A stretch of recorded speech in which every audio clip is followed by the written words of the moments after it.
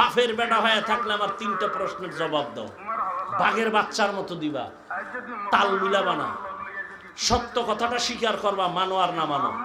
আমাকে বলো, তাবলীগের দ্বারা এই দেশে মুসলমানের ইসলামের কি ক্ষতি হয়েছে বলো? আর উপকার পরে কও, এটা আমি বুঝি না, ক্ষতি হয়েছে কি সেটা কও। হয় নাই? আসসালামু আলাইকুম বন্ধুরা, আপনারা কেমন আছেন? তো আমি আজকে জুম্মার নামাজে যাচ্ছি। হয় নাই? তো আমার বাড়ির থেকে আমি এখন রওনা দিচ্ছি। হ্যাঁ, কওমি মাদ্রাসা আমার জন্য দোয়া করবেন সবাই। কি ক্ষতি হয়েছে বলো? আসসালামু হয় আলাইকুম। নাই? সবাই একমত?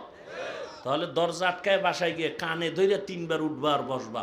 জীবনে আর কোনোদিন তাবলীগের বিরুদ্ধে কথা বলবা না, চরমনার বিরুদ্ধে কথা বলবা না, উজানির বিরুদ্ধে কথা বলবা না, কওমের বিরুদ্ধে কথা বলবা না।